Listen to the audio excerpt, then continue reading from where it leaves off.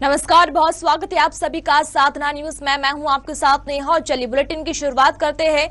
मध्य प्रदेश में कोरोना के मामलों में रिकॉर्ड तोड़ गति आई है। जी हां, लगातार ये आंकड़े बढ़ते जा रहे हैं। अगर हम 24 घंटे की बात करें तो 4,882 नए कोरोना संक्रमित मरीज सामने आए हैं। एमपी में 24 घंटे में कोरोना से 23 लोगों की मौत हुई है।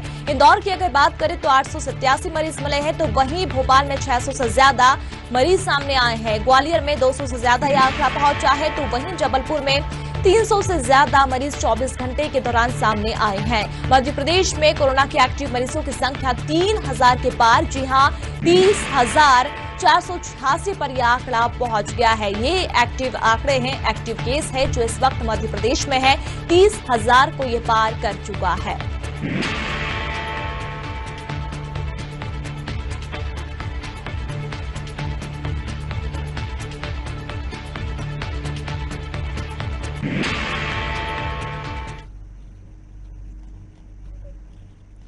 और इसी खबर पर ज्यादा जानकारी लेते हैं। हमारे साथ साधना न्यूज के editor in chief doctor Shishir Upadhyay ji phone line पर जुड़े हुए हैं। शिशिर जी, एक बार फिर मध्य प्रदेश में रिकॉर्ड तोड़ मामले सामने आए हैं। 24 घंटे में 4,000 के पार आंकड़े पहुंचे हैं कोरोना संक्रमित मरीजों के। नेहा जी, ये बड़ा दुर्भाग्य है कि हमारे जो माननीय जनप्रतिनिधि है, हमारे जो अधिकारी वर्ग हैं, वो एसी चैम्बरों में बैठ के योजनाएं बनाते हैं कोरोना को रोकने की, और जनप्रतिनिधि बड़ी बड़ी सभाएं करते हैं। और वही वजह है कि कहीं ना कहीं आम आदमी उनका दोहरा चरित्र देख के डिस्टेंस नहीं बना पा रहा है, मास्क नहीं लगा पा रहा है, क्योंकि ज्यादातर लोगों को वो बिना मास्क के देखते हैं, जनप्रतिनिधियों को रैलियों में, कार्यक्रमों में, आयोजनों में, अधिकारियों को जी। तो यही वजह है कि ये विस्फोट लगातार हो रहा है, लेकिन इससे नुकसान आम जनता का होना है। किसी नेता का, किसी बड़े अधिकारी का, आपको उनको तत्काल इलाज मिल जाता है, वो तो तुरंत अस्पताल में एडमिट हो जाते हैं, उनको सारी वीआईपी सुविधा मिल जाती है। आम आदमी भटक रहा है, उसको बेड नहीं है। तो ये जनता की जिम्मेदारी है कि जनता अपना ख्याल खुद रखे, क्योंकि सरकार को जितना करना था उसने कर दिया। नेहा जी जी शिशिर जी, अगर सरकार की ओर से बात की जाए तो सरकार ने भी यही कहा है, सीएम ने खुद कहा है कि बेड बढ़ा दिए जाएंगे। इंजेक्शन जिसकी कमी पिछले कई दिनों से आ रही थी, मरीजों को समय पर नहीं मिल पा रहा था, उसकी मांग भी की गई कि 1 लाख डोज अब हर महीने अस्पतालों को दिए जाएंगे। नेहा जी, मुख्यमंत्री जी संवेदनशील है, मुख्यमंत्री जी बहुत प्रयास करते हैं, लेकिन उन अधिकारी उनका साथ दे पाते हैं कि नहीं।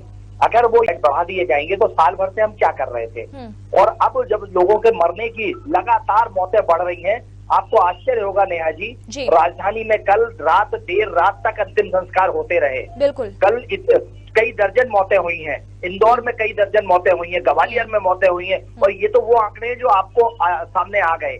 लेकिन भयावह स्थिति होती जा रही है। बेड बढ़ाने का, दवाइयों का इंतजाम करने का, ये इंतजाम करने की सिर्फ घोषणाएं हो रही हैं, लोगों में पेशेंस, लेकिन लोग सड़कों पर उतरने की स्थिति में है, क्योंकि हालात बद से बदतर होते चले जा रहे हैं। उसको कंट्रोल अगर करना है तो मुख्यमंत्री जी के साथ साथ नौकरशाहों को भी उतरना पड़ेगा, स्वास्थ्य मंत्री जी को भी उतरना पड़ेगा। इनकी सबकी अभी टॉप प्रायोरिटी, जनता मरे तो मरे। दमोह चुनाव है, बंगाल चुनाव है, आसाम चुनाव है, ये पूरी ताकत से बंगाल के चुनाव में जुटे हैं, पूरी ताकत से डेरा एक जनप्रतिनिधि उतरकर इसके आम के लिए नहीं आ रहा है, जबकि भयावह स्थिति है। लोग बाहर बैठ के, बंगाल में बैठ के ट्वीट तो कर देते हैं, लेकिन जनता का दर्द बांटने के लिए नहीं आ रहे हैं। ऐसे फुटेज सामने आ रहे हैं जो हृदय को हिला देते हैं, विभत्स दृश्य देखने में आ रहे हैं, लेकिन असंवेदनशीलता की भी पराकाष्ठा है। नेहा जी चलिए, शुक्रिया शिशिर जी हमसे जुड़ने के लिए। तो लगातार संक्रमित मरीजों की संख्या बढ़ती जा रही है। सरकार की ओर से कई ऐलान भी इस वक्त किए गए हैं कि किस तरीके से मरीजों को सुविधाएं मिलनी चाहिए। अस्पतालों की बात की जाए तो अस्पतालों में भी बेडों की संख्या और इंजेक्शन की बात की है, वैक्सीनेशन की बात भी कही जा रही है। लॉकडाउन भी लगा दिया गया है बड़े शहरों में, लेकिन जो आंकड़े हैं वो वाकई चौंकाने वाले हैं, क्योंकि 24 घंटे के दौरान भी एक बड़ा आंकड़ा, एक बड़ी संख्या में संक्रमित मरीज सामने आए हैं।